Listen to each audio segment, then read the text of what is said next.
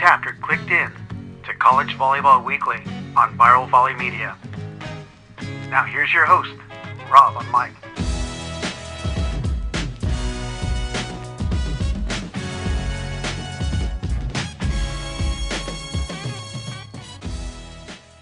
Good day, everyone, and welcome to College Volleyball Weekly, episode 256. That is a Week 8 recap and a Week 9 preview, as always, and a fun week of a men's Division I/II volleyball on screen. I'm going to start at the bottom. Brad Rothschild of UC San Diego, Dan Friend of Lewis, Jay Hosick of George Mason, and the Mighty Theophytes, or what is known as CSUN, the Matadors. That's Theo Edwards.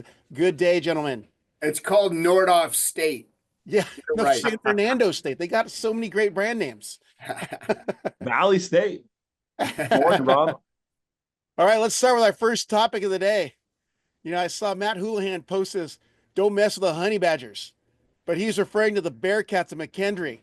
They are 8-5 overall, but 5-1 in the MIVA. They started off MIVA conference play with a loss to Loyola and have been ticked off since like a honey badger. So I'm going to go with Dan. Talk about what Nikki is doing with those McKendree Honey Badgers / Bearcats. They've got a really core group there that's playing exceptionally well, and make it really difficult for teams to get kills. They play exceptional defense and block touch, and is really good on the serve pass side because they keep the ball on you and they receive well, and so yeah, and they've got a little, they've always got a little edge with them, and that I think that's big to compete. We all know that. So your teams compete with an edge, and then finding ways to continue to put pressure on other teams. I think they back teams to where they make errors and then they jump on them. And so you see the results: 2 5-game winners at home, 1 Loyola, 1 Ball State, a 4-gamer against Ohio State, and then they came into our place as well in a 4-gamer. And so she's got them rolling in a good spot. I think the key now is I didn't look at their schedule, but I think they go to Queens. And they got to go on the road on a couple matches and take care of business. Then they're back at home, and then, but I think their doubleheader outside of that is Purdue Fort Wayne at the end of the year. So I think they've set the table nice for them with what's left in front of their schedule, and so kudos to that group and their level of play right now. Now let's jump over to Brad. What's Nikki's crew doing?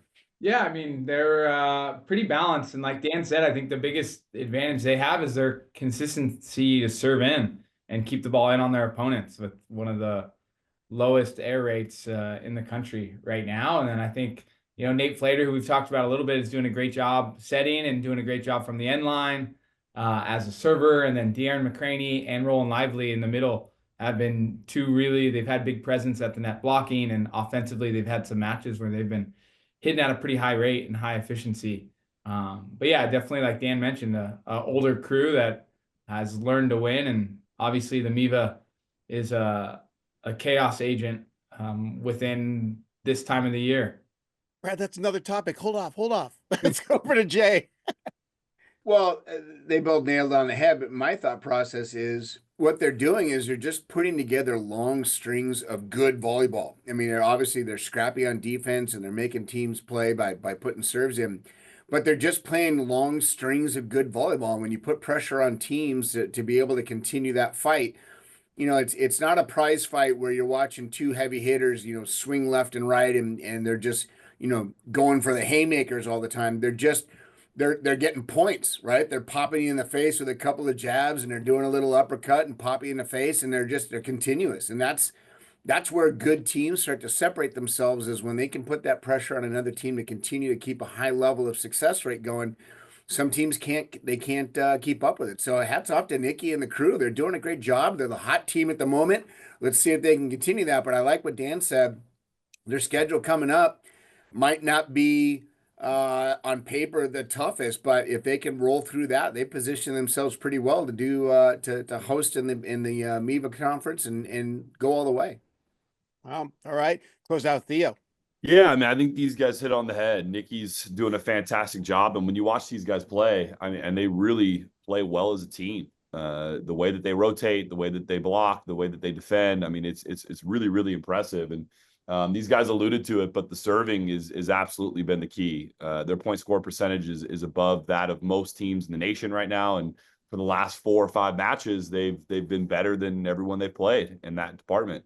And a big part of that is they've kind of found the sweet spot, right? They're not necessarily leading the world in aces, so they're not hitting the ball ridiculously hard, but they do a great job of keeping the consistent pressure on and serving tough in some big moments and keeping teams off the net and really capitalizing on the block and defense perspective. So Nikki's doing a phenomenal job, and congrats to that team. I mean, they're really playing great, and at this moment, it's anyone's ball game. So Theo trying to jump into another topic. Come on now.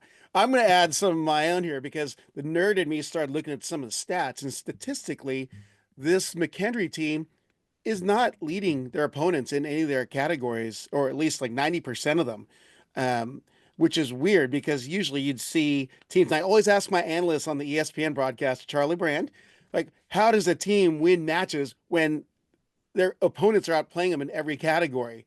He's like, it's timing. But one of the trends I've noticed as of late, so we knew of Kevin Shuley, we knew of Sam Hoskin, De'Aaron McCraney, but who's really risen up as of late? Nikos Zaidakis, 2.63 kills per set, and he's been contributing and spreading out that offense. So McKendree looking really good. But I wanted to get your guys' thoughts on the statistics line. I'm sure Brad will just come up and pull up some algorithm and figure it out. But a team that's not statistically beating their opponents, how are they getting it done? I'll just throw that out there. Yeah, I mean, I'll start with just errors are the biggest thing. I don't have the Ball State numbers because on volumetric side it wasn't broken down yet, but they have 25 less serving errors than the prior 4 victories that they've had than their opponents. And so, I think to me they're definitely neck and neck in the passing game, but they're giving themselves way more opportunities to score points when they're serving. And a lot of that is leading other teams into making mistakes and having a lot more errors, and errors are not great if you want to win volleyball games. Yep. Anyone else? Heart. I mean, let's not discount the non-qualifiable, but the quantifiable heart factor. I mean, these kids are just fighting, and that's so much fun to watch. The statistics are one thing. I'm not taking away and saying, oh, the statistics mean nothing. No, those are all absolutely true. Numbers don't lie, but they're just fighting. And you got to love teams like that. They just do not give up, and they fight for each other, and they fight for their coach, and they fight for the school. I mean, those are all great things. So I say my number one factor is the heart on that team. Tin Man syndrome and Wizard of Oz. You rise up when it's needed. Any other takes, gentlemen? No, and honestly, if you pull up volumetric stats and kind of looking at all these different categories, I mean, their point scoring overall at 33 and their error rates at 17. So that's not a number where you go, oh, hey, their error rates at 10 or 11 and their point scoring at 40. So I think the piece where you brought up, there's this heart component and their ability timing wise, like Theo said, to make the right plays at the right time. They're just in a good flow. Now, does that sustain them? And we'll kind of see. But no matter what, no matter how because I honestly think they could win league. Their schedule's set up in a pretty good spot. I went and looked at it, and they could take business at the right time. They could win league. And the next section is do you perform when you need to? And we've seen them with upsets. What do they do when they're on the other side? What if they're the first seed or the second seed and teams are coming in? So it'll be a different mentality approach for them, but one I'm sure they'll welcome if they get the opportunity. So yeah, I think from my end, it's they're serving right. The last 4 matches they've been serving in at 85%. Their opponents are serving in at 79%. That 6% difference ends up going a long way, especially when you're looking at a 5-set match. That's a lot more balls that are played, a lot more serves, a lot more times you have to pass and go up against a team that is tough and gritty, like any Nikki Sandlin coach team. So it's, and I also think their schedule and how they put that together, where going out to Hawaii, then stopping here for a match, and then continuing on, and just kind of has had a really good flow to it, super competitive to some matches to kind of get their rhythm to back to the conference. And yeah, I agree. I think they're in a great position to be in a spot to make a run in the MIVA.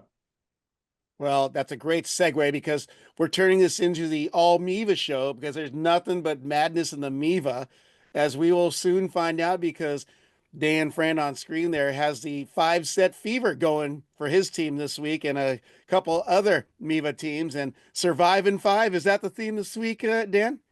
Sure. I mean, find a way to win, find a way to win. That's what you're trying to do. So, as all these coaches know. So let's talk about what's happening in the MIVA, because we're seeing rather an unexpected result here so far, as we are just under the halfway point of the season, but not in conference play yet, or deep into conference play yet. But a lot of teams are really battling and grinding it out in the MIVA. you want me to go first? I mean, ultimately, if you look at Quincy, they started all foreigners against us, and they've got a good group. And Omar is a brand new coach there. He actually played for me. He was assistant coach here, and so there was probably a little more even ramped up with that on that side, where it's like former alumni, former coach comes in, and I thought they played some great volleyball and put some great serving pressure. They were serving balls 65 plus, a couple guys, and it took us a little while to kind of settle in and respond to that. And I'm sure that somebody's going to ask me about the red card, so you guys could fire that away at some point. Do you know what I mean? But I missed that. So, well, while you're on it, I don't know. Like, I thought it was pulled too quick. I've gotten one other red card since I've been here, and it is what it is. I think the tough part is we've talked about this. We got called on a throw. It's 23-23. Max flushes a ball on the seam, and we get called on it. And the call's not being made across the country. And it hadn't been called all game yet. It gets called on that. One of our players was kind of upset on the court. They got a yellow card. Continued conversation happens. I'm talking to the down ref. I kind of go to the line. I never cross the line. I never cuss. But I just wanted an explanation of that's the standard we were calling. And then the red card came out. And so, like, I was like, and it cost the match or the game. Could have cost the match in the end, which wow. I don't think was right from my side. You know what I mean? Ultimately, had some post conversations with the assigner, things like that. You know what I mean? And so, and hopefully we're in a better spot and that won't happen again. But yeah, it was an unfortunate, but the guys found a way to respond and, get us a win in 5. And so that was really good. And then ultimately Purdue Fort Wayne, they went 5 with Ball State. We knew they were good. And we had a couple guys come off the bench and kind of ramp things up. Dejan Tordova was like 11 for 16 and hit 600 in games 3, 4, and 5. And so that was pretty impressive with Diego running the offense a little bit. And yeah, that's why you got some guys on the bench sometimes that can kind of turn things and change them around. And hopefully you put them in at the right time to see them succeed. And so, but that's kind of where we were at. So I'll just survive the weekend and get ready for this week. So well, wait, I'm going to give you your 3rd red card right there. See Oh. that? Because I thought it was Todorov. It is. All right, Todorov. But I'm bad with names anyway. I got his first name too. So but we give you a green card for honesty. Right. What are we doing here? No, we were a prop show now, Rob. Well, every time I go to a broadcast, I always bring these cards because when I see the referees and I know they make a wrong signal, I hold up the card. I'm pulling up the Volkswagen Surf Bus card on you. That's just not fair. All right, let's jump over to Theo on his thoughts on the MIVA and what's happening there. Yeah, I mean, look, I feel like almost every single year on this podcast, we talk about if you want entertainment, go watch the MIVA. Because every single year, it's an absolute bloodbath. And you've got, as soon as you think you've figured out who the best team is in that conference, they're going to get beat by somebody. And the second you decide, oh, well, now we know who the best team is, they're probably going to get beat too. And I feel like that's just the nature of the game and kind of where we're at. The quality of the coaching in the MIVA is top notch. I mean, it's absolutely fantastic across the board. And to get kind of back to Dan and his group, I did actually get to watch the red card situation. And I thought it was great. To a certain extent, I actually felt like I didn't get to hear the audio on it, but I felt like it may have gotten pulled a little bit quick. But there was something about that moment and what it did for his guys, and their ability to kind of bounce back from it and kind of, show a little emotion and sports, kind of what Jay was alluding to a little bit with McKendree is that, there's statistics and there's, execution and all of these things that we all talk about as coaches. But then there's that little bit of emotion and heart and determination that can really play a role. And every single night, you know, in this sport, it's incredibly difficult to be consistent from a statistical perspective. It's tough to do it every single night. Sometimes you got to just find a way. And Lewis was a proud shining member of the MIVA, showing some grit and getting it done.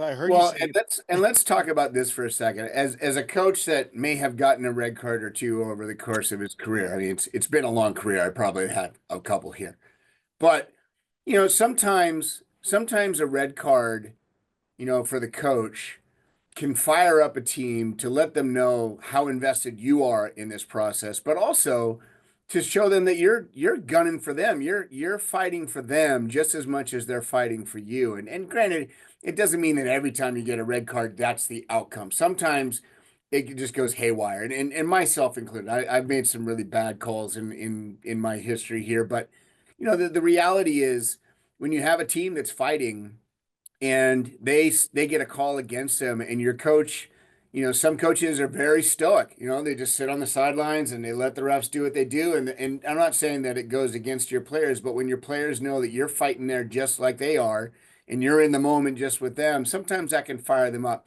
And let's talk about the throws for a second. I know Dan's kid, you know, got called for it and he used it. We've seen in the last couple of years the throw become more and more prevalent in the men's game. And I'm a self-professed, you know, kind of purist of sorts. It crushes my soul when I see it. Our guys do it too. I'm not saying that we don't do it and I don't allow it. It happens. But I saw the UCLA UCI match, and there was a couple of throws called against UC Irvine. And, you know, there were some players not very happy about that as well. So maybe there is a collective movement to start, I don't say eliminating it, but maybe making it a little less obvious. And I'm fine with if it is, Jay, then give the directive. Right. Don't individually get, and this is what I said. I even talked to Himmelgarn about this. I'm like, if the directive from a core officials is like, hey, we need to tighten it up and this are a couple things, let me know so that I can train it in my gym and have the conversations. Yeah. Don't, hey, I think it should be tighter as an individual official and say, hey, I'm going to call it tighter, but this guy's not. Because because that happened geographically with setting. So like geographically, the West Coast was way looser and the Midwest was super tight. This was about 10, 15 years ago. And then it's kind of like, hey, it can't be like that. It's got to be like, hey, we're all trying to, so the kids know where they compete. And there's always some subjectivity, but there's always when the kids are going to compete, this is how it's called. So just, that's my thing. I mean, if you're going to call it, the FIBB wants to tighten up on it. So once the FIB makes a directive and they're going to say, hey, this is how it's got to be, and you got to upward movement or knuckle or something and you can't do it, then they made the directive and then we can follow it. But we don't get to individually start doing that because we think it's dirty. It's like, hey, this is how it is. How are we going to call it so we can train it the right way with the guys? Because then you walk into a match and I do it and I'm fine. I walk into another match and you call it and it's like, wait a minute, I just did that last match. Yeah. Yeah. Well, and you're right. There's an easy solution, and that is you are not allowed to touch the ball with one hand open-handed. You have to knuckle if you're going to do that kind of a shot. Then the next one is how do you stop the set throw dump that you're seeing all over the place? And maybe you say you cannot contact a ball with your hands if it goes over the net. If you have to send it over with two, you could free ball it over. That would eliminate that. So there are ways to eliminate it. It's just a matter of what are we trying to accomplish? Are we trying to accomplish creating an even playing board where there's no subjectivity, or are we trying to make the game more exciting because there are more kills now, there are more ways to get kills, and if those are the competing factors, I don't know what the right answer is. I just know that you're right, Dan. It's a subjective call right now, and you've got a couple of referees that might be taking some liberties with those calls, and some that just let it go and it's complete mayhem. Yeah. Well, I just want to get our listeners and viewers. Dan was referring to one of the top actually he's a national referee, but works on the international. That's Brian Hemmelgarn, who's worked a lot of big events. So definitely. And Brian's a good ref. Brian's a good ref. Brian wasn't calling our match. Like Brian's just our signer. So I was trying to bounce off information from him, just so you know it. I was trying to win points on the referee side for my red, yellow cards. So that's all I was coming from. Now you get a purple card. Yeah. Hey, Brad, any thoughts on the MIVA? No, I think I had a question for Dan. It's just like, what, from your perspective, because as outsiders looking in, we obviously think really highly of a lot of the coaches in the MIVA and think the volleyball is pretty competitive and there's some unique gym environments. But what ultimately do you think leads to this MIVA madness, chaos that we see on a year in, year out basis? Well, you guys say it, but look at the Big West. I mean, you wait till you get in the conference play. You guys have elevated your programs where I think you're going to see the same thing that we see in terms of how it competes. We don't see it maybe from the top to bottom from the MPSF, but I just think over the past 10, 15 years, it used to be 4 teams with the MIVA, maybe 5. Now you've seen that talent development with teams 6, 7, and 8. And so, and there's more kids playing. And we see it across the country, though. So, yeah, maybe the MIVA's in front of it a little bit, but you're seeing it across the country that teams that are ranked like 16, 17, 18, 21, 22, 23 that are receiving votes, they're good players on it. And so I think what you see in the MIVA is we probably don't have a top 5 team right now. And so you've got a bunch of teams that are probably anywhere from 7 to 20 beyond. And it's like, there's a lot of good volleyball in that range. And we've got probably 2 or 3 teams in the country right now that have kind of separated themselves. Then I think you have the next group. And then I think you have the group after that. And there's not as much separation. There's a lot more parity than there ever has been. And I think that plays into it. So it plays into the conference.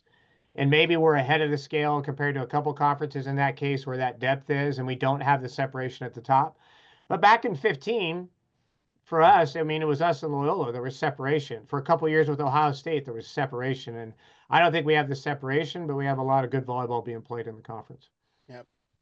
Good call. But I'm going to move to another conference now, and it's going to be Jay's home conference. Seen some, well, I don't want to say upsets, but is it wide open in the EIVA? Jay, start us off. Well, it's easy to say that, and for obvious reasons. It's true this year, with Penn State always being the top dog for years and years and years. And this year they're not having, if you would say, a typical year. They're rebuilding. They're in a rebuilding process. They got some new players on the court. It's not great volleyball at times, and Pav admittedly says, "Hey, this team's a work in progress. We're trying to figure our way out and figure out how we're going to be able to perform at the highest levels when it matters most, which is when the conference tournament goes on." But you're seeing other teams that are being funded now with 4.5 scholarships that have the ability to recruit top players, and they're going out and they're getting the kids and they're coming in, they're training them up. The EIVA, maybe top to bottom, is not as strong as the MIVA or the Big West or the MPSF, but the EIVA is still a good conference. There's still good teams. I mean, Harvard went 5 with Hawaii in Hawaii and was up 14-11 in the 5th. And if they had won that match, it might be a different story. People might be talking about the EIVA having a little bit better quality, but unfortunately, we played some matches, and some typical teams that everybody says is the pinnacle of our conference are not winning some of those matches. And now they're saying, well, the conference is junk. The conference isn't junk. It's just not nearly as strong as the other ones. It doesn't mean that we're awful. If I were to rank the quality of conferences right now, I'd probably put the Big West at number 1. I'd probably put the MIVA number 2. I'd put MPSF number 3, but not number 3. It's probably 2.1. And then I put the EIVA underneath that, and then you go on from there. But it's like, it's a fun year, as a coach goes into this whole thing, when you have the ability to keep your guys motivated throughout the course of the year, because it's anybody's game. That it makes practices a heck of a lot of fun. It makes the competition level in your gym much better. And every match, you can win. And that's fun. It's not fun when you're going up against heavy hitters all the time and you're just getting the snot beat out of you. It's not fun that way. But this year is a lot of fun. Yep. Let's go over to Brad. Thoughts on the EIVA or EIVA? Yeah, the EIVA's definitely open this year, but I also think Penn State is getting a lot of negativity they've played a pretty darn tough schedule up to this point. I think that's when whatever they were 0-6 or so. Yep. I think a lot of it was like they were playing Lewis, Loyola, UCLA, Ohio State. Like they weren't playing any teams that they shouldn't be losing to, right? They ended up on the bad end of some of those results, obviously, but they still have had a plenty tough schedule, right? And then you get into the conference play where they split with Harvard, split with NJIT. And like Jay said, both those teams are good. And I think you have 4, maybe 5 teams that could get out of the EIVA. And similar to what we were talking about with the MIVA with Dan, and it's like, I just don't think there's that clear separation with Penn State like there's been in the past. So we're going to see a lot of those series splits like we saw with Charleston, Princeton, NJIT, and Penn State this past weekend. So I think the huge advantage is going to be whatever team ends up winning first in the regular season, and getting the home court advantage is going to be kind of who I think will kind of have the leg up heading into the tournament. Well, Brad, on your note on the scheduling, I just looked ahead for them, and talk about a gauntlet of a schedule. GCU twice, and they head out to the outrigger for SC, Hawaii, and Ball State. So, they're going to be battle tested, but I mean, they could tilt some their way, especially the outrigger's reputation of seeing upsets. But good point there. Let's jump over with that. Like, I think the big piece on the scheduling is they're not in a position where they're striving for an at-large bid, right? They're just striving to be the best in their conference and win the conference tournament. And ultimately, if they win those 2 or 3 matches, and boom, season is a huge success. So it doesn't really matter what their win-loss record looks like. Yeah. Dan. Well, I think Jay hit a lot of it. I think there's some similarities with the MIVA, and maybe like, Penn State's not the top dog this year, but I mean, I love the fact that you saw Charleston split with Princeton. Yep. It's fantastic. And you're seeing the split with NJIT. I think there's going to be a lot of that. I think there's going to be a lot of splitting within the conference and some great volleyball being played and teams getting better as the season goes along, from that standpoint. And I think conference seeding will be huge. It's like who puts themselves in a position at the end to host, who puts themselves in a position to get a good seed. And that's the same with all the conferences. I think the MIVA will be the same way. It's like our tournament goes back to that format, but who can host and put themselves in a good spot. Yeah. And then close out with Theo. Sorry, Theo. Yeah, I mean, I think the original question was, is it wide open? I mean, I'm looking at the standings. It is wide open. And, I think the only reason we're even asking that question is due to Penn State. And to be completely honest with you, I wouldn't be shocked if Penn State found a way to get in the mix. So they're 2-2 at this moment in time. And I mean, the leading right now technically is Harvard at 3-1 in the conference. I think it's anyone's ball game at this point. And I don't know, to Jay's point, it kind of makes it really great, makes it really interesting. It forces a lot of these teams to continue to stay focused and stay in the hunt because they're a game or two out. And as long as it stays that way, when we come down the stretch into conference tournaments, it's going to be pretty fun. Yeah, Jay's gone on stealth mode. He's like, I'm not going to say anything. I'm right there just outside the top 2, but I'm not going to say anything. I know nothing. Well, it reminds me of that one year in the MIVA where there is one clear first place team and 7 second place teams based on their records. And that was such a fun year to track it. So with that, let's Dan really loved that year. Great. That log jamming. Wait, what's your next topic? Because we don't give the Conference Carolinas any love, and I think we need to talk about them for a second. Well, you've got it. You've got the floor. Conference Carolinas, go for it. So like Mount Olive's leading. Ultimately, they're 9-2, 4-0 on a 7-match win streak, and then you got Belmont Abbey right behind them at 5-1 in conference, and then Barton at 3-1, and then there's a kind of a log jam with everybody else from right there. So, but Mount Olive we played, and they might have lost Tate, who was one of their outsides with some injury stuff, so that could change the dynamic there a little bit.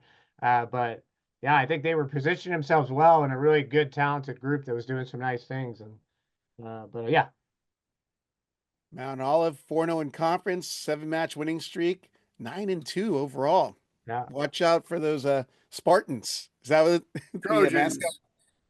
And then on the other end of that is Belmont Abbey, and I think they're similar to what I was just talking about with Penn State, where they're not competing for an at-large bid. They made it to the tournament last year, and they've been playing an extremely tough schedule. They went out and did the thing out in Las Vegas with Long Beach and Grand Canyon, and they've been testing their guys and getting them ready for hopefully what is a Conference Carolinas tournament run and upsetting someone in the NCAA tournament. Yeah. Historically, let's just call a spade here. Historically, the only 2 conferences that are really at the at-large position are the Big West and the MPSF. Historically, the MIVA is probably starting to insert itself into that conversation every year because they have a couple of teams that do really well. But majority-wise, MIVA, EIVA, Conference Carolinas, NEC, we're a one bid conference. We're just going for the AQs. And so when you're in the hunt all year long, it just makes it more fun. Yep. Anything else on the Conference Carolinas? If not, we're jumping Big West team. It's another hot team with one of the coaches on the screen. The Mighty Theo fights 6-match winning streak, 11-2, and taking down some big horses along the way. So Theo, talk about your team. Yeah, I mean we've been able to kind of put together a little string of some nice matches, and the guys have just been playing really well. Not necessarily are we complete by any stretch of the imagination. I think there's still a long way to go in terms of our progress and us kind of building where we want to be by the end of the year, and specifically when we get to Big West play. But yeah, I mean, Jalen Phillips has been playing tremendous. I think he had 40 swings against Grand Canyon, killed 19 of them, and was just electric at the net.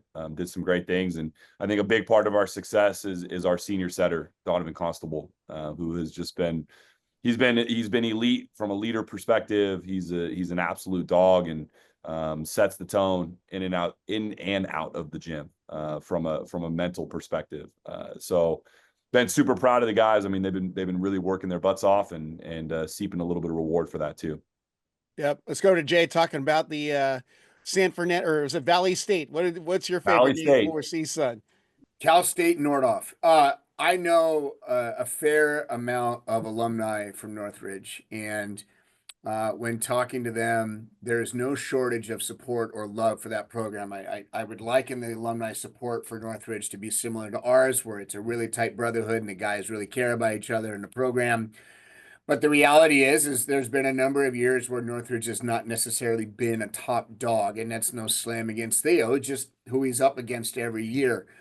This year they are fired up, and there is a real chance for them to make it to the Big West finals, depending upon how the playoff schedule works out for them. But how exciting is that for their alumni to finally have something to really root for and cheer on and come in and be encouraging of the program and talking to the guys. And I agree with Theo.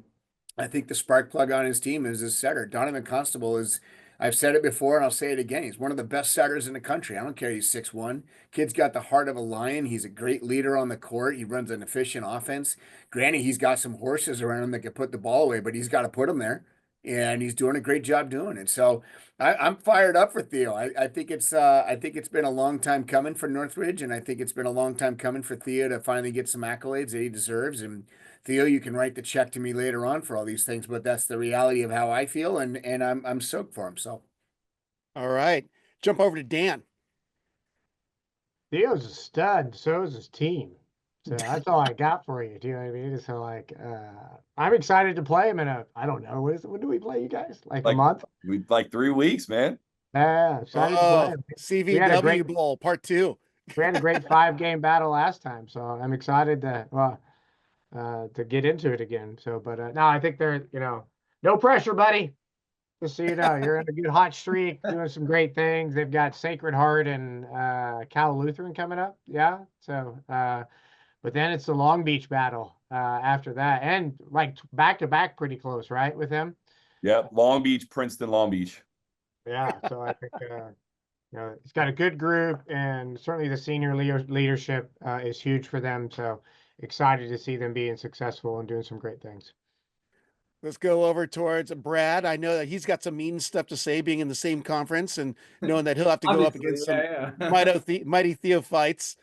No, I think obviously Donovan Constable's done a great job, and Jalen Phillips continues to develop. But I think kind of the unsung hero, at least from the outside looking in, has been Lorenzo Bertozzi's emergence as a outside hitter, where at least last year, from what we saw, he was playing more of an opposite role. And then to come in and be able to pass, serve, and attack like he has been on the left has been, I think, been the big X factor to help Northridge and Theo to have so much success early on.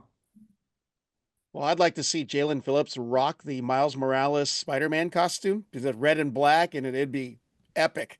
Or Constable wearing the Deadpool costume, or have a Deadpool CSUN costume or uniform on the court. Be rock solid.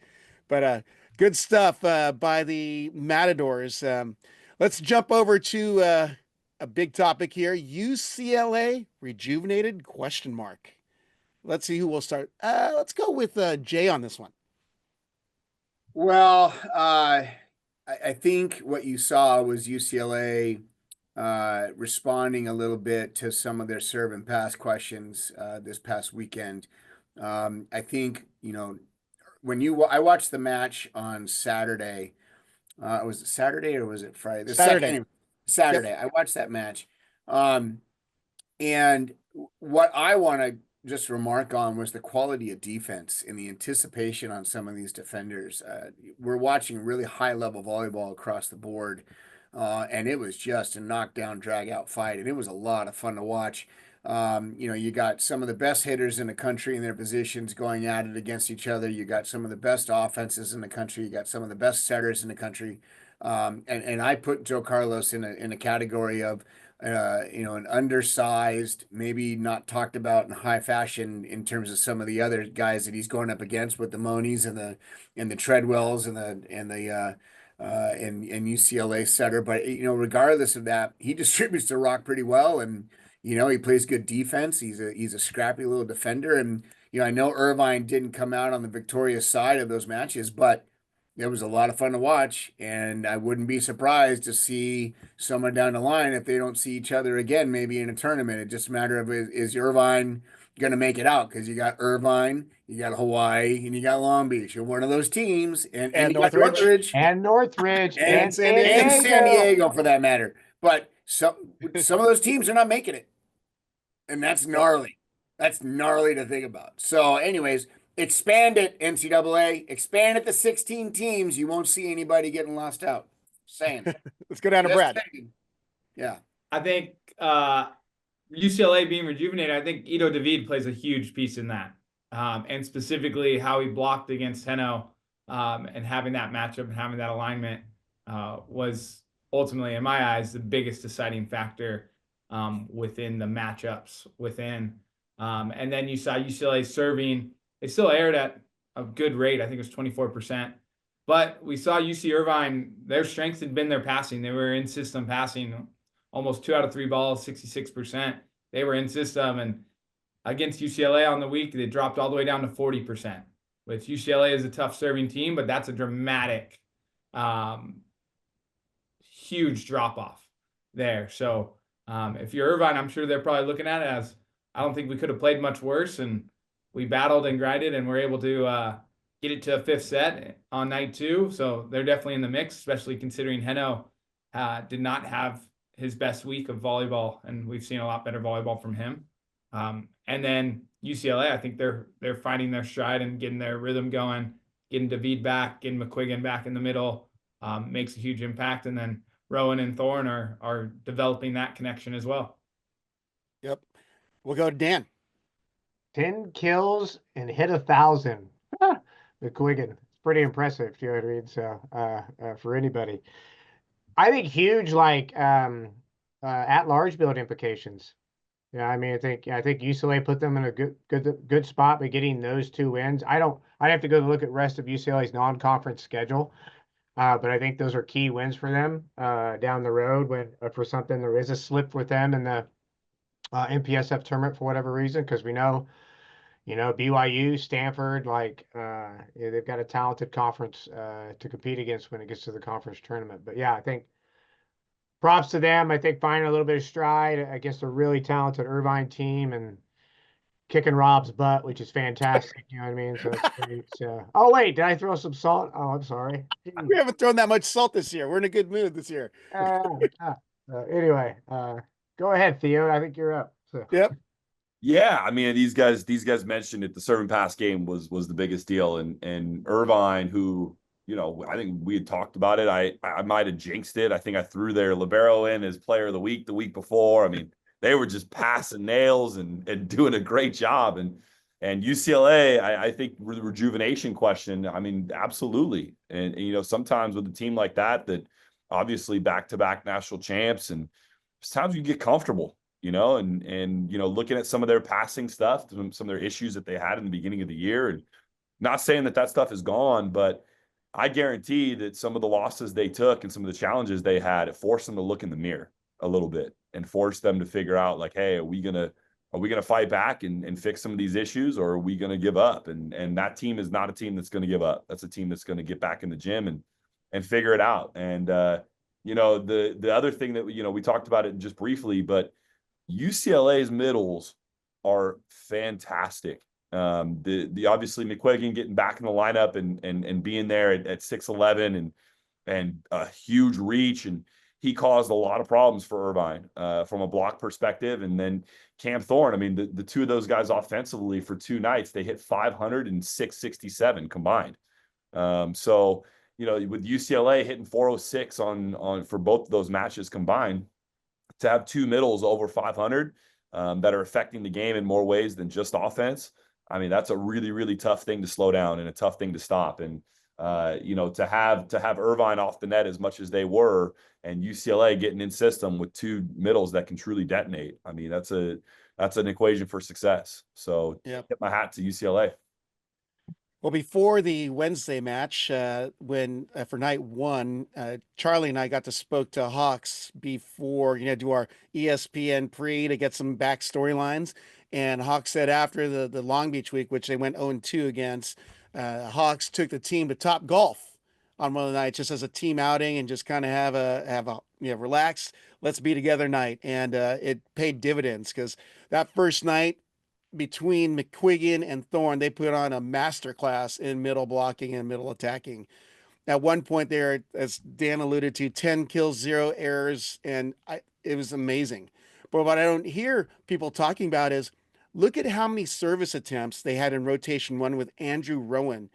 He creates a lot of trouble. He didn't have a ton of aces. I think he had like 2, but whatever he's doing on his serve, the movement, the pace, or a combination of both, he had a ton of attempts, and that's when they were doing most of their scoring. And the way that he was, as Jay likes to say, slinging the rock. On Saturday, there was one play that I have on my Instagram, not shamelessly self-promoting, but it looked like he's going to go middle, and at the last microsecond, he flung it back to David to set him up for a no-block situation, and David just obliterated the ball, and I was like, that's got to be the blast of the year so far. But seeing what Andrew Rowan's doing for UCLA and the leadership that he's providing for that team, he's providing good balance, spreading it out. And we don't even talk about Cooper Robinson and Zach Rama. That's how good they are playing.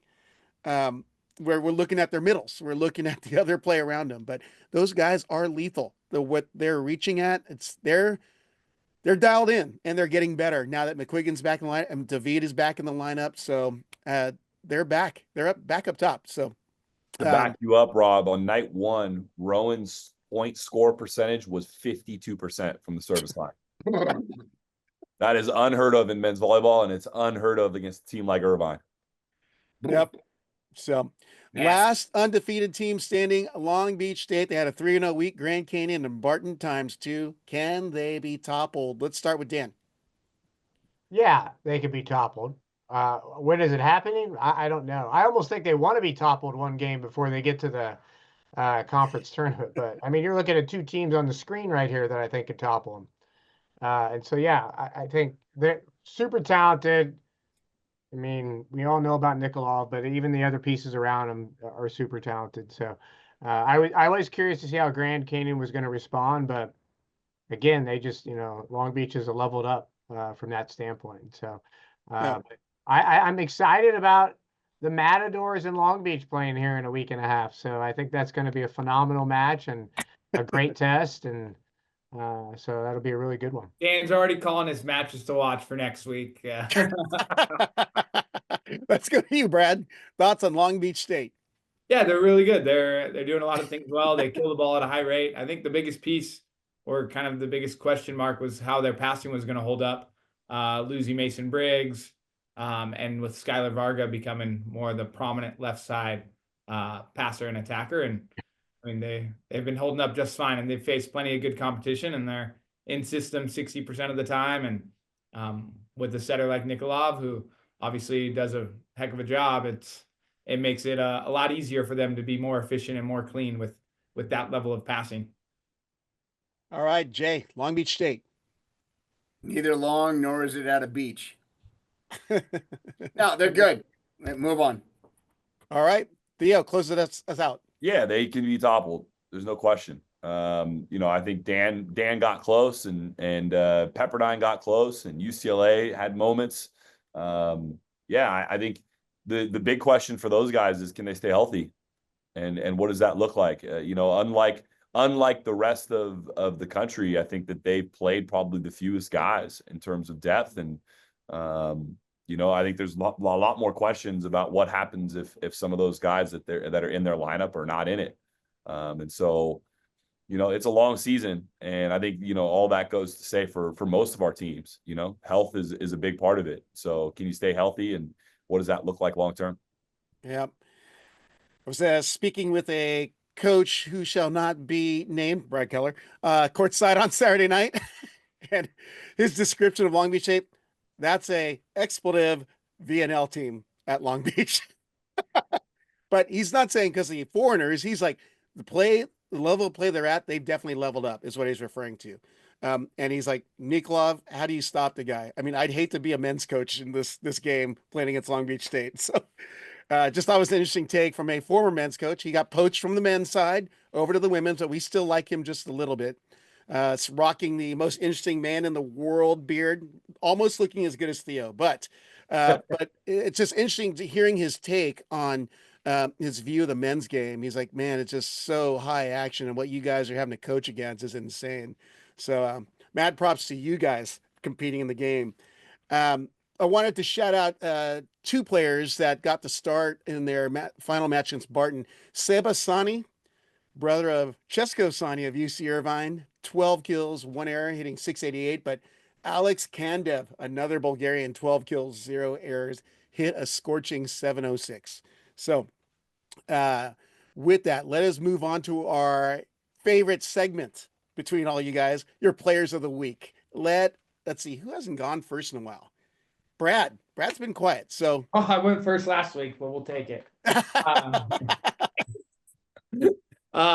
We got Cam Thorne, impressive performance, 15 kills night 1, 17 kills night 2, and 3 errors overall. So really impressive performance there. And then I'm also going to throw in Nikos Zadikis okay. for both his performances against Ohio State and Ball State. I think 15 kills and then 20 kills, something like that. Yep. So, let me ask you this, since you named Cameron Thorne. I was going to drop this when we were talking about UCLA, but his point output, that has to be one of the highest in the nation, if not the highest, as a middle. He had 23.5 points. Yeah. Yeah, he's up there for sure. I was trying to find it somewhere, but let's go over to Dan, your players of the week. I'm going to give to Kai Cousins from Charleston. When they beat Princeton, he had 17 kills and hit .571.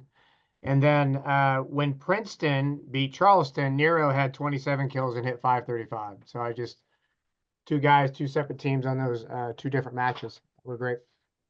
All right, let's go to Jay. No, don't go to me now. Those are the two I was going to pick. Okay. And then Brad took my two, but I'll go first before okay. Jay. I'm gonna take De'Aaron McCraney for McKendree. He hit .611, had 11 kills on 18 attempts, 0 errors. So those are some pretty epic numbers. And then I'm going Max Rocky, 18 kills, 3 aces, 5 digs, 22 points, and a 5-set victory. That guy's got a freaking cannon, man. All right, over to Jay finally. I'm absolutely gonna I'm gonna say Cam Thorne. I'm gonna say Nero Meni, but I'm gonna echo what Dan said. The name is Kai Cousins. If you have not heard of that name, he is a freshman from Japan playing on University of Charleston's team, 6'1", jumps out of the gym and has absolute cannon for an arm and has shots. Like, he sees the block really, really well and knows how to hit around it and how to use it. That kid is dangerous. In Charleston, don't be surprised if they take a match from Penn State or both. That's how good they are. They could be a team that could be hosting the EIVA this year. They're playing really, really well right now, and that kid's a large part of the reason why. First-year coach as well. So let's see what happens. Now, matches to watch in Week 9. Let's go reverse order, Jay. Yes. Hey, before we go on players, I know you're not supposed to do this, but our libero broke a record. Sure. So Nico Pauly had 22 digs. So I just want to give the guy some love. Do you know what I mean? So You I mean, know- he averaged 3.7 digs per game on the weekend. So he had 22 and 15. But Impressive.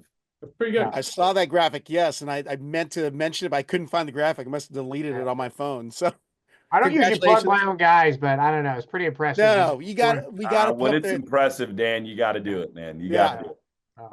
That's like me promoting the pod, right? It's Yeah. see, mine's shameless self-promotion. Yours is actually like got substance to it. So all right. Go ahead. Can I go now? Yeah. All right. Salty man. All right. I know they're going to mention a couple of them. I'm going to mention 3. I want to watch Merrimack versus Penn State. And here's why. Obviously, Penn State's, figuring some things out. They can have some good match and not good match depending on how they play. Merrimack's good. They've got some kids that could bring it. And I'm interested to see if Merrimack can maybe steal one here. But here are my 2 big ones. Sponsored by everybody's favorite Portillo's. And don't go there for the hot dogs. Go for the Italian beef. Get the extra hot peppers and get it dunked. If you don't do it that way, you know you're missing. Lewis versus Loyola. The backyard brawl of Shane and Dan getting back after it again. I cannot wait. And my next one, sponsored by the best coffee house in Oahu, Island Vintage Coffee. Get the acai bowl, get the peanut butter and mango sandwich, and get a nice hot coffee, Island Vintage Coffee. UC Irvine versus Hawaii.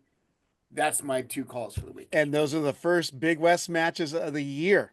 So yeah, and we're finally in March. That's why. Island Vintage Coffee, best coffee house in Oahu.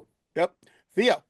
Yeah, I mean, Jay gets to call 3. I'll just call 7. How about that? Just make it that much more difficult for everybody. No, I'll stick to the normal 2. I'll be a nice guy. San Diego versus Menlo. Let me tell you something. 2 big dog opposites are going to go head to head, and that is going to be a fun match. More exciting than some people think. Menlo's capable of playing some good ball, so that should be fun. San Diego beats them pretty handily, but it'll be a lot of fun to watch. And then I think an interesting one is actually Long Island and Charleston. So a couple of schools that we haven't given a ton of love to. Obviously, Jay just shouted out the Japanese player that's playing for Charleston. I love that Long Island coaching staff, new staff this year, and that'll be interesting. Can't wait. All right. Dan. Well, I always think Jay would be better at this, but you got the Battle of Jersey of NJIT and Princeton. So I think that's a pretty fun matchup right there.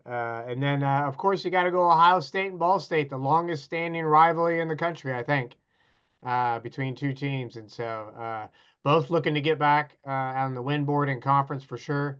I know Ohio State got Lindenwood, but yeah, I think that'll be an important match. Wait, is that at Ball State or at Ohio State? He's at Ball State. Yeah, I think Yeah. Ball State. Yep, Yeah, Ball they got a State. brand new court. So if you haven't seen that, it's $150,000 Terraflex floor that Ball State has. It's super nice. So one of these days, right, Jay, we're gonna get $150,000 court. Oh. Start that GoFundMe. There we go. Just start supporting the Jay Hosick Overseas Fund. Let's go over to Brad. Your matches this week. I got 2. I got Santa Barbara, UCLA. Last year, Santa Barbara beat UCLA, I believe, in 5 around this time. So UCLA looking for some redemption and some payback. They got 2, so we'll see if Santa Barbara can pull off an upset this week. And then Grand Canyon Pepperdine. I believe that's the first. Or I guess Stanford Vanguard played, but will be a early season MPSF matchup. That I think that's going to be a big match in terms of deciding 2, 3, or 4 in that conference. Yeah. Good calls. If you're going to miss them, but you guys got all of them I was looking at. So let's jump on over to what's becoming one of our favorite segments of the week, the hot mic moment. And I think someone had one in the hopper already going into this. Who was it? Who are you pointing at there, Theo? Jay. Because I have a different. I'm right Jay? here. I'm up. Jay with a hot mic moment. He missed the first one, has been on Oh, fire since. Amazing that Jay has a hot topic. All right. So unfortunately, last week, apparently my hot take did not get uploaded. It was regarding the high level of play for the Love Volleyball. Not talking about that. If it ever gets posted, that's what I'm a hot take. It's on the audio. It was a weird thing that happened when Brad okay. dropped off. The encoding, like, Way to screw it up, Brad. Way to screw it up for the rest of us. All right, here's my hot Disagreed take. with your hot take. I didn't want it to come to light to the world. Here's my hot take for this week. It all started when somebody posted about this young man named, I'm going to butcher his name, but I'm going to do my best. Hao Jin Hu for Baruch University had 28 aces in a match and has the Division I record for aces in a match. Now, awesome. The kid gets a little bit of pub, he's pumping up his team. It's, he's got a record that he could share for the rest of his life. But then it started turning into, if you looked on the Volley Talk thing, it started turning into this bash fest of the two teams in there that got mentioned. One of them is Sarah Lawrence University and Medgar Evers. And somebody posted the video of this match. And there's a large number of you that are just commenting, hey, at least these programs are here, at least they have somewhere to go. But there was a few of you, and you know who you are, that literally bashed these two programs, bashed their coaches. And I say shame on you. I say shame on you. Just stop it. Because you know what? These kids are not stealing your All-American spaces. They're not taking up your spots on the rosters. These kids are just trying to play and have a good time. And these poor coaches are getting hammered by some of these people. Do you know how much money they're probably making? They're probably making less than $5,000 to coach these teams. These are not high-level teams. They know they're not fighting for a national championship. They're not out on social media talking about how they need to be in the top 10. They're not doing any of that stuff. And yeah, their records might not be so good. And yeah, their players might not be so good. But you know what these players are doing? They're part of a team, and they're learning how to work together. And their coaches get up every morning and put together practice plans, and they go to the gym, and they work their kids hard, and they try to make them better people and better volleyball players. And at the end of the day, these kids are going to go off and do bigger, better things. You know what one of them might do? One of them might cure cancer. You never know. Because of all this stuff that he's doing, he's persevering, he's fighting this massive uphill battle of never having a winning record in his collegiate career. But those kinds of heartaches and those kinds of pressures start to create diamonds over time. And those people become perseverant, and they go on to do really great things. So I'm giving a little bit of love to John Carroll, the coach at Sarah Lawrence, and I'm giving a little bit of love to Vaughn Ford at Medgar Evers. You two guys are doing the work of angels, because you know what? You don't have high-level programs. And a lot of people on that thread were very, very supportive and said, hey, it's a bunch of programs just playing to have a good time. Just be happy that you're out there. But to the couple of people that slammed you and slammed your programs, I say shame on them and good on you for being a part of something that's positive. We had standing ovation from Theo. And I agree 100% with you, Jay. But what's your hot topic? Is it the negativity on Volley Talk, or is the hot topic? Because, you get a forum, and I think Volley Talk, there's a lot of good stuff said, and there's a lot of opinions shared, and there's a lot of good volleyball knowledge, and it's really good. And then you'll get this 15% that's like, hey, everybody else is crap and you can't do anything. And so I don't know, but functionally, that's how the world is somewhat. I mean, we tend to get onto this negativity piece and versus celebrating the successes. And so, but that's why they're forums. You know what I mean? People are allowed to give their opinions and what they want to do. And, it is. So I don't hate the forum. I read it. I'm not a part of it. I read it, but I'm just giving those 15% of people that are just, they're keyboard warriors in their mom's basement eating Cheetos all night in their underwear. I'm giving those 15% a little bit of hate back, because you know what? You're just hateful people. We don't need you kind of people around. You're going to have your spaces. You're going to have your spots to write whatever you want. But you know what? You don't get it for free. You don't get it for free. A lot of courage comes from behind a keyboard. That's for sure. Yeah.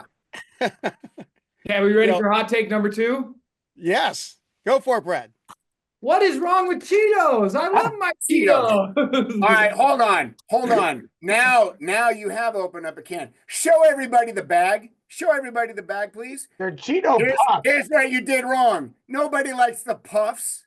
You get the crunchy Cheetos. Come on, leave me out of this. Come on, Jay. The crunchies you're okay with. Don't eat the puffy ones. Those are the crap. Those are the fluff. We don't want those.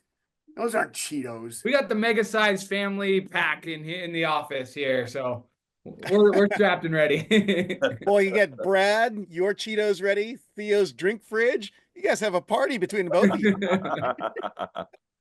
And then All right, I got one more to add. You All ready? right.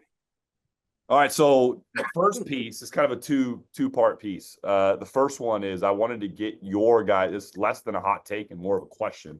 We're now a few good weeks into the season, and I wanted to get everybody's take on the eliminating the double rule and how we actually feel it's negatively or positively impacted the game. I don't think it's negatively impacted the game at all. I think it's just made it cleaner. It's interesting, like we talked about the throw thing earlier. It's like you don't have to worry about that being called. You just know if it's bad. Like I saw some bad ones this weekend on the second contact. Yep. And it's like, it doesn't matter. You're not looking for it to be called. You just know as a coach. It's like replay for me. It's like when there's a bad line call, no, and I know there's a good replay system. You don't get worked up as a coach anymore. You're like, hey, they're gonna go back and look on the video. Maybe the close ones you never know quite, but the obvious ones you're not getting screwed on that because there's replay. So I look at it like in that same light. It actually takes a little less. I'd have less anxiety or less pressure about wondering whether they're going to call it or not call it, and you just let the match flow and go. I agree with that 100%. The purist in me hates it because this game, it's skill oriented, and that skill now has been eliminated, at least for the majority of what we're seeing across the country in those second contacts. But I'm a damn, it hasn't really affected anything. It's not like listen, if Nico starts chucking things and they're getting more kills because of it, then we got to talk about that. But he's not. He's still setting it really nice, and so's Treadwell, and so's Constable, and all these guys. They're all setting the ball really, really well. You know, I'm just glad that now the middle blockers that play defense for one rotation in the back, they get their one opportunity to put up the old oven mitts, and they could chuck something up there, and then nobody's going to go crazy. And I love hearing the crowd, and I love hearing the benches go, oh, they get all nuts about it, but they know that's all for fun now. So from that part, I love it. Thumb and mitts. That's going to be my next prop in a match. Get out the spoons. I think, Theo, I wish it would trickle down to I'm hoping, I don't know this, but like the 14s and the 13s and let's not call it there. So that was kind of the piece. So it's happening in the high school level here in Los Angeles. Right. Is adopting it. And I think, you know, from a grand scheme perspective, for a lot of boys at least, that's where they start playing the game. And so I think that the idea of learning to set the way that we all did when we were younger is gone. There's really no need for it in every sense of the way. Which leads me to the next piece, Brad, unless you got something to add to that. So the FIVB released what's coming this year and for the next 4 years is they are removing serve position faults for the serving team. And so essentially, when you're at the net and you are overlapping, waiting for your guy to serve, no longer going to be a rule. And that is starting at the end of this year and going to be for the next 4 years. At least that's what the conversation has been. And I wanted to get your guys' take, because if you go on VolleyMetrics right now and you look at it, every single team is breaking this rule on a regular basis and no one watches it. So it's not really getting called. Is it So really you're talking about like a middle, like if my middle is supposed to be, you know, left front, they leave early before the server goes when they do it. Is that what you're saying? Yep. And typically we just have like the middle stands in the middle, and then the left and right sides are the ones who do the switching, right? That's the typical. Right. They're going to. But everybody's screening now.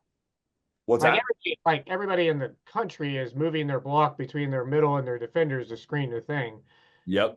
As legal as you can be with it. You know what I mean? In terms of, Well, I think that part of the ruling is if you want to get rid of screening, you have to also get rid of that piece, because everyone is trying to get the switch, which forces them to stand right next to each other. You can't split them up unless you get rid of this position fault rule.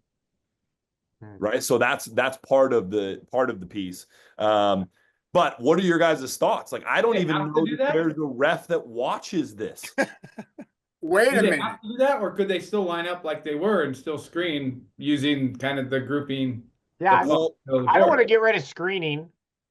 Everybody does it. Like it's part of the strategy. You know, Does it really affect play though when your player leaves a little bit early when you're serving? Does it really affect the play? Well, and I don't know, Theo. Does it argument. really affect a receive team when they're in a receive at 23 all in set one, and the opposing coach makes a mention to a down ref to get a call against them? Does it really make a difference? I think it does. Well, Especially in that that one specific it situation. did, When I was watching because it your helped the setter center. was supposed to be in rotation 4 up against the net, and he's standing in the middle of the court, living life in luxury. Too bad those refs missed the call. They missed the call. They should have ate the call. That's true. That's the bottom line. That but is true. I don't see the serve team with the players that have already making the switch. As long as they stay in the right rotation when they're going, I really don't see that as an issue. It doesn't affect me at all. Well, I think it makes for some creativity. If you watch UCLA and Irvine had a moment where they switch blocked. They sent Joe Carlo out to the opposite. They sent either Flexen or Heno out to the right side, and that, or I think it was Heno. It was Heno. And right when they made the switch, one of their coaches jumps up and gives Rowan the call and tells him like, "Hey, they switched. Rowan goes back set and they win it." I think it'd be interesting without the position fault. You could really screw with the other team's setter and set yourself up in different situations. And then after ball is served, do some different things. And it might make it kind of interesting and fun. I don't know. We'll see. I don't know. I think what you should do is you have your 3 blockers in the front, and then move your other 2 defenders in the back row in the middle and create a 5-person screen. And then they don't know who's in the front row, who's in the back row until they pull back. That's what I'm going to do. You heard it here first, people. I'm doing it. I think with that, due to our time constraints, we've got to end it there, but great topics. And I actually had a follow-up question, but I may hit you up next week on it, or I could leave a cliffhanger. Leave the hanger. Why not? Leave the hanger. Why not make the push or the shove challengeable, the 6th challenge in men's division 1-2? There we go. That's a leave it. That's Theo Edwards of CSUN, Jay Osick of George Mason, Dan Fran of Lewis, and Brad Rossfeder of UC San Diego. As always, appreciate your time and commitment to growing the game of men's division 1-2 volleyball. And, there's another hot topic, but I'm going to leave it at this.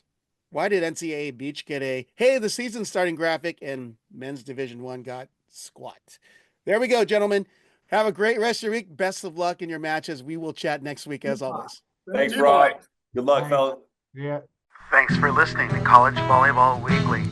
Be sure to follow Rob Aspero at the Rob on the Mic on Instagram and at Rob on the Mic on Twitter.